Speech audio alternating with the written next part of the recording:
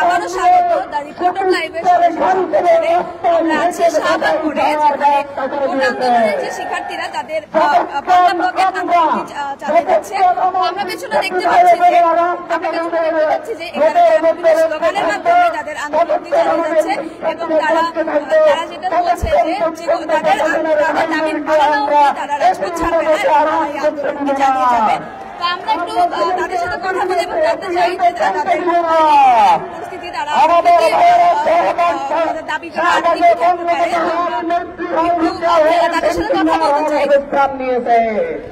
আমরা যেমনটা সকাল থেকে আজকে সকাল থেকে তারা রাজপথ বন্ধ করে দিয়েছে এবং তারা বাংলা ব্লকেট চালিয়ে যাচ্ছে এবং আমরা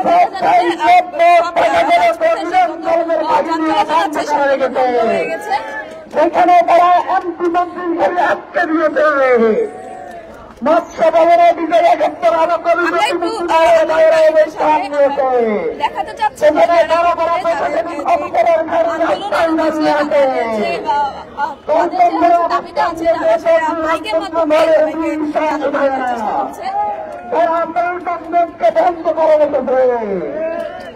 আমরা একটু ভেতরে এবং দেখাতে চাচ্ছি যে ভেতরে হাজার হাজার শিক্ষার্থীদের একটি মিটিং হচ্ছে। সকাল বক্তব্য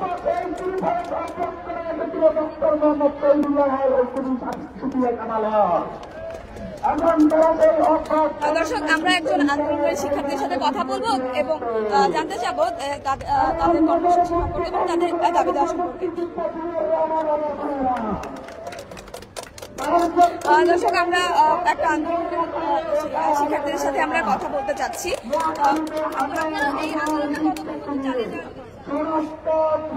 দর্শক, আমরা যেটা জানছি যে তারা এই আন্দোলনটি তাদের দাবি না মানা পর্যন্ত তারা আন্দোলনটি চালিয়ে যেতে যাচ্ছে এবং তারা রাজপথে তারা থাকবে। আমরা যেটা জানি যে আন্দোলনের জন্য ঢাকার বিভিন্ন প্রান্ত সেগুলোর যান চলাচল বন্ধ হয়ে গেছে এবং এটার জন্য যান চলাচল থেকে শুরু করে অনেক রকমের ভোগান্তি সৃষ্টি হয়েছে।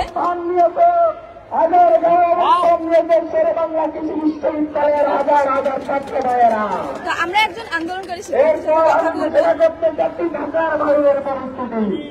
ঢাকার বাইরে বিশ্ববিদ্যালয়ের শিক্ষার্থীরা নতুন ভাবে ফেরত বিভ্রাট করে দিয়েছে। তারপরে পটুয়াখালীর সাথে সারা দেশের সম্পর্ক বিচ্ছিন্ন হয়ে গিয়েছে। আমাদের হচ্ছে আন্দোলন সকাল থেকে সূর্যাস্ত পর্যন্ত। সামনে আমার বরিশাল বিশ্ববিদ্যালয়ের মেয়েরা সিংহের গর্জন দিচ্ছে। আমাদের হচ্ছে হাইকোর্ট, আপনারা ইতিমধ্যে শুনেছেন যে কিছুদিন আগে হাইকোর্ট থেকে শুনানি আসছে। আসলে প্রকৃতপক্ষে হাইকোর্টের সাথে আমাদের লেনাদেনা নেই। আমাদের লেনাদেনা হচ্ছে আমাদের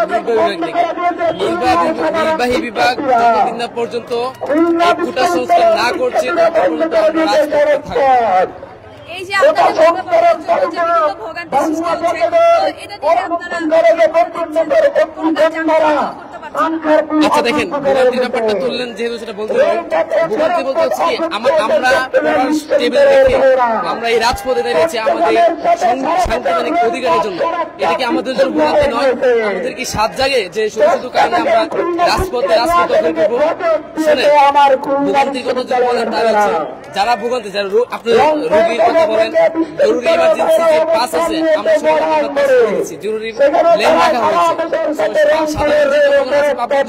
যারা বলছে ভোগান্তির ব্যাপারে, হ্যাঁ কিছুটা সাময়িক ভোগান্তি হলেও তার পক্ষে আমরা সমর্থন পাচ্ছি, তারা আমাদের নৈতিক সমর্থন করছে যে আমাদের দাবি ঠিক আছে।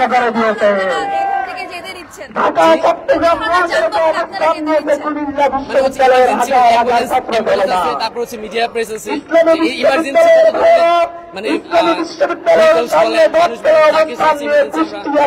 সারা দেশের সম্পর্ক বিচ্ছিন্ন করে দিয়েছে। ময়মনসিংহ বাংলাদেশ কৃষি বিশ্ববিদ্যালয়ের মেয়েরা ময়মনসিংহের সাথে সারা দেশের রেল পথ বন্ধ করে দিয়েছে। চট্টগ্রামের দেওয়ানহাটে চট্টগ্রামের বেড়ানোতে যোগ দিয়েছে চট্টগ্রাম বিশ্ববিদ্যালয়ের অধিভুক্ত ছাত্রগুলো। জানি যে শুধু ঢাকা নয়, বিভিন্ন ঢাকা সহ বিভিন্ন জেলার যে